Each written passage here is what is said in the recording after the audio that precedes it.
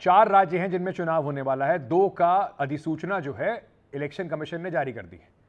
हरियाणा को लेकर, क्योंकि अब चुनाव 1 अक्टूबर को है, राजनीति वहां पर जबरदस्त उफान पर है।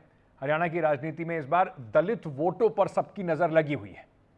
जेजेपी और चंद्रशेखर की आजाद समाज पार्टी के बीच समझौता हो गया है। इससे पहले वहां पर बीएसपी जो है वो भी इनेलो के साथ चुनाव लड़ रही है।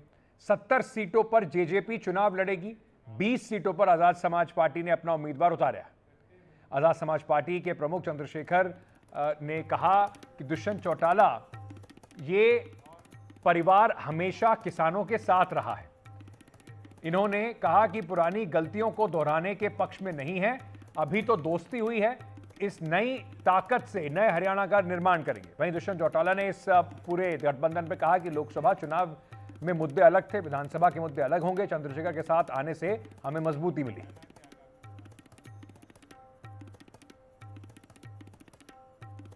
इस अलायंस से हम प्रदेश को और आगे बेहतर तरीके से कैसे लेकर जाए, इसकी मजबूत नींव हम रखने का काम करें। ये दोनों संगठनों ने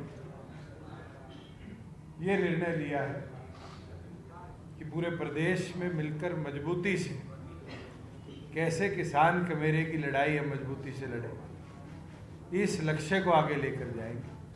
हमारा मुख्य उद्देश्य कैसे किसान को ताकत दे, उसकी एमएसपी को सुरक्षित रखे। ये जो घोषणा भाई दुष्यंत जी ने की है, ये घोषणा तो आज की है, लेकिन इस पे पहल लंबे समय से चल रही थी। मेरा ये भी मानना है कि किसान कमेरों को अपनी लड़ाई अभी तक अपने आप ही लड़नी पड़ी है, दूसरे लोगों ने सिर्फ उनका यूज किया। वो वादे तो हमसे बहुत करते हैं, लेकिन बाद में उन वादों में सच्चाई कुछ नहीं होती। मेरा ये भरोसा है, जब मेरी इनसे बात हुई तो मैंने महसूस किया कि इनके दिल में इच्छा है कि हरियाणा को आगे बढ़ना चाहिए, और मेरे दिल में इच्छा है कि हरियाणा को आगे भी बढ़ना चाहिए। अब 1 और 1 11 हो गए हैं, ये शक्ति मिलके जो है एक नया निर्माण करेगी। मैंने इनसे ये भी अपील की थी कि जो भी हमारे जैसे साथी हों, जो चाहते हों कि किसान कमेरे, नौजवान, महिलाओं के सशक्तिकरण की आवाज़ आगे बढ़े, उनको भी अपने आप साथ में आप जोड़ लो। तो एक तरफ दुष्यंत चौटाला और आजाद मिलकर जाट प्लस दलित का कॉम्बिनेशन बैठाने में लगे हुए हैं। वहीं हरियाणा में इंडियन लोकदल जो इनेलो है और बीएसपी के बीच भी चुनावी समझौता हो चुका है। हालांकि अभी तक कौन सी पार्टी कितनी सीटों पर लड़ेगी यह तय नहीं हुआ है। इंडियन नेशनल लोकदल के प्रमुख अभय चौटाला ने कहा कि 4-5 सितंबर तक सीटों पर का जो बंटवारा है उस पर फैसला हो जाएगा। वहीं उन्होंने ये भी कहा कि दोनों पार्टियां मजदूरों और किसानों की हितैषी हैं और अब देश को एक नया संदेश देना चाहते हैं। तो जो समीकरण हरियाणा में बन रहे हैं उस पर पैनी नजर रखी हुई है हमारे मैनेजिंग एडिटर मधुरेंद्र भारती ने। बाबा, बड़ा सीधा सीधा कॉम्बिनेशन दोनों का बनता नजर आ रहा है कि जाट हमारे साथ आ जाएं, दलित हमारे साथ आ जाएं। दुष्यंत चौटाला जिनको किसानों के साथ अब वो हितैषी बन गए किसानों के, लेकिन जब तक वो सरकार में रहे और किसानों का पूरा प्रदर्शन रहा वो तब तक सरकार में बीजेपी के साथ मजबूती से खड़े रहे। तो क्या कहीं ना कहीं ये कोशिश की जा रही है कि जो पिछले कुछ दिनों में और लोकसभा चुनाव में खासतौर से देखा गया कि जाट और दलित कांग्रेस को वोट कर रहा है, उसको अच्छा खासा वोट मिला, उसकी कहीं काट बनकर ये दोनों पार्टी के दोनों कॉम्बिनेशन खड़े हो रहे हैं? देखिए, कांग्रेस और बीजेपी की राजनीति एकदम साफ साफ है हरियाणा में। कांग्रेस जो है जाट की राजनीति करती है। पिछले 2 बार के चुनाव में, विधानसभा कहें या लोकसभा चुनाव कहें, दलित उनसे भाग गया था। इस बार लोकसभा चुनाव में दलित उनके साथ मजबूती से आया। स्टेट कुमारी शैलजा भी जीती हैं, 5 सीट भी कांग्रेस ने जीती है, उससे उनको एक मजबूती मिली है। बीजेपी है नॉन जाट और जो है वो 36 बिरादरी की राजनीति करती है। इसलिए आपने देखा खट्टर साहब पे थोड़ा उनका करिश्मा कम हो गया, तो चूंकि पंजाबी थे, एक जो है सैनी साहब को लेके आए। सैनी साहब को लाने का 2% सैनी होते हैं वहाँ से। इसका दूसरा आफ्टर इफेक्ट है कि दूसरे जो है नॉन जाट ओबीसी हैं, उनमें थोड़ी सी जो है इस बात को लेकर के एक काम उन्होंने इतना जरूर किया कि दुष्यंत को अलग कर दिया। अब बोला तुम अलग जाके लड़ो। तो एक रणनीति ये भी मानी जा रही है कि क्या वो दुष्यंत जाट वोट में सेंध लगा पाएंगे। इनेलो भी जाट, इनेलो भी है। उन सबका एक समय वोट बैंक था 20%, 16% घटते अभी बहुत कम हो गया। मायावती ने इनेलो से किया है। अब मायावती का 2.5 से 3 पौने 4% वोट है। हाँ। पिछली बार आपको याद होगा कुलदीप बिश्नोई के साथ किया था। हाँ। लेकिन अब लगता है कि इस लोकसभा चुनाव के बाद अब ये इलेक्शन करीब करीब साफ साफ डिसाइडेड है। यदि कांग्रेस के साथ जाट और दलित ने साथ वोट किया तो मुझे नहीं लगता कि बाकी जो कॉम्बिनेशन बन रहे हैं उसको देखना होगा, कितना मेहनत करेंगे, क्या करेंगे, लेकिन उससे बहुत ज़्यादा रिजल्ट पे असर नहीं पड़ेगा। लेकिन एक बात तो जरूर है कि वो जो 20% दलित वोट है उसमें सेंध लगाने के लिए चंद्रशेखर और दुष्यंत साथ आए हैं, और मायावती और इनेलो। आपको लगता है कि जो कम से कम जो लोकसभा चुनाव में देखा गया कि एक बाइपोलर कॉन्टेस्ट है बीजेपी और कांग्रेस के बीच में, क्या आपको लगता है कि विधानसभा चुनाव में स्थिति थोड़ी बदल रही है, बाइपोलर नहीं है? अगर ये मान लिया जाए कि इस कॉम्बिनेशन को जेजेपी और आजाद समाज पार्टी, साथ ही साथ इनेलो और बीएसपी, और दूसरी तरफ आम आदमी पार्टी भी वहां पे ताल ठोक रही है, तो आपको लगता है कि कई जगह पर ये मल्टी कॉर्नर कॉन्टेस्ट हो सकता है? मल्टी कॉर्नर कॉन्टेस्ट बनाने की कोशिश की जा रही है। हाँ। आप इस बात को समझिए। हाँ। बाइपोलर कॉन्टेस्ट हुआ तो ये इलेक्शन गौन है, इसमें कोई ज़्यादा माथापच्ची की जरूरत नहीं है।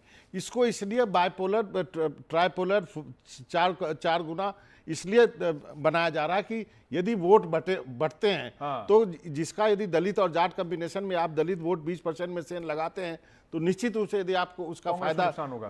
कांग्रेस को नुकसान हो सकता है, और जितना वोट बटेगा उसमें बीजेपी को फायदा हो सकता है।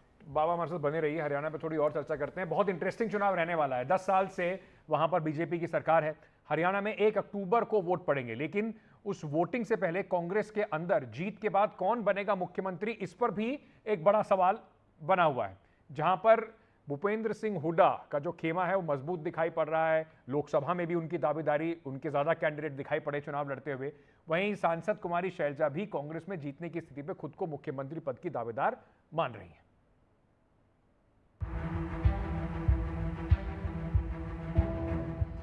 अगर लोकसभा चुनाव ही पैमाना है तो हरियाणा में बीजेपी और कांग्रेस की लड़ाई 50-50 की है।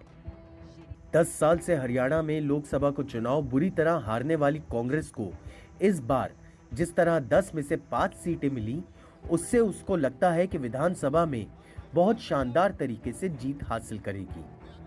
लोकसभा का चुनाव आया, लोकसभा के चुनाव में जो लोगों ने संकेत दिए हैं साफ तौर पे कि 36 बिरादरी मन बना चुकी है कि आने वाली सरकार कांग्रेस पार्टी की होगी। 2019 में हमारी एक भी सीट नहीं थी, अब के 5 सीट हुई, और वोट शेयर जो है इंडिया अलायंस का वोट शेयर हरियाणा का हाईएस्ट है, 47.62, 47.62।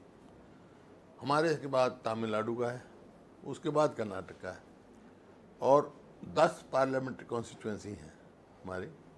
10 की 10 में बीजेपी का वोट शेयर कम हुआ है, कांग्रेस का वोट शेयर बढ़ा है।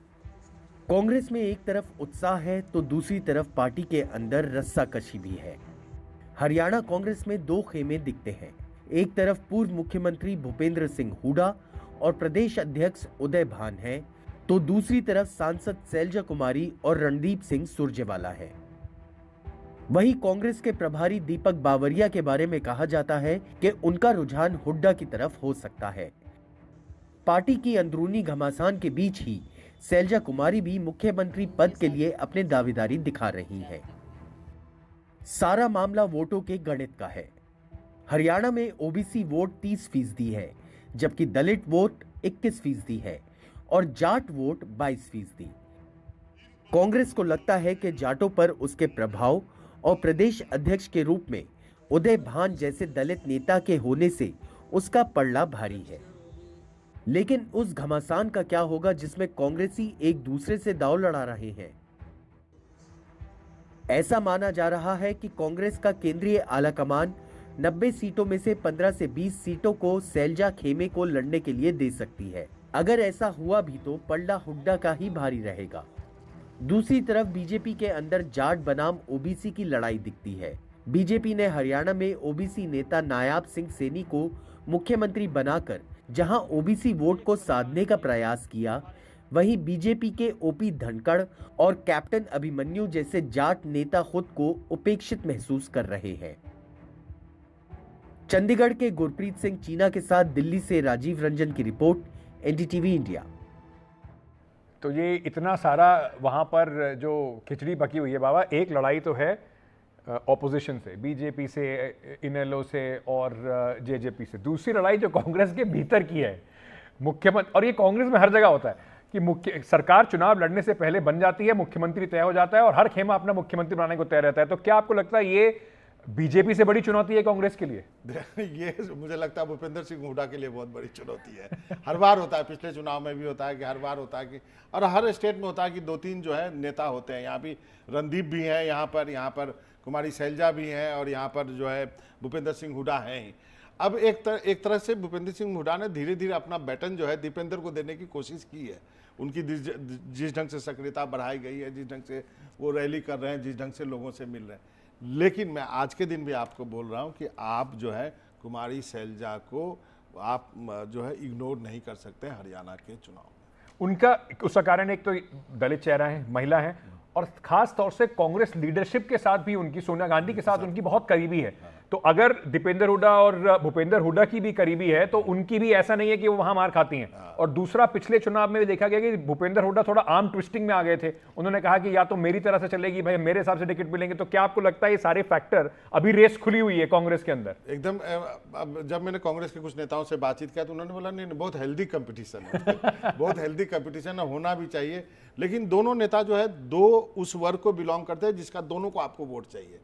ये बहुत जो है सीरियस नोट पे जो कांग्रेस के नेताओं का कहना है कि हमें दोनों को खुश रखना है, दोनों में से हम किसी को नाराज नहीं कर सकते। 20% दलित है, जिसका निश्चित रूप से आपने उदयभान को बना रखा है प्रदेश अध्यक्ष, लेकिन शैलजा भी उसका बहुत बड़ा प्रतिनिधित्व करती हैं। इस बार लोकसभा जीत करके आई हैं। फिर ये सवाल उठता है, लोकसभा जीत के आई हैं तो फिर आप क्या उनको विधानसभा लड़ाओगे क्या? फिर आप क्या उनको चीफ मिनिस्टर बनाओगे? ये सब डिपेंड करेगा। आपको अंदर की बात बता देता हूँ, कांग्रेस कितनी सीटें जीतती है। यदि कांग्रेस ने 50-55 से ऊपर सीट या उसके आसपास सीट जीतती हैं तो मुख्यमंत्री का रेस खुला हुआ है। बदले हुए जो हरियाणा के समीकरण है, एक बात तय है कि जाट और दलित में मतलब सीएम डिप्टी सीएम बनना है। अब कौन सा कॉम्बिनेशन सीएम पे आता है और कौन डिप्टी सीएम पे आता है, ये आगे देखने की बात होगी। बाबा बहुत बहुत शुक्रिया हमारे साथ जुड़ने के लिए। हरियाणा पे इतनी ये चर्चा है और ये चर्चा जारी रहेगी क्योंकि चुनाव है और इंटरेस्टिंग चुनाव है। 10 साल से बीजेपी, क्योंकि वो भी माना जा रहा था कि बीजेपी ने वहां पे भी रिवायत बदली, वरना 5 साल का खेल हरियाणा में भी काफी होता था।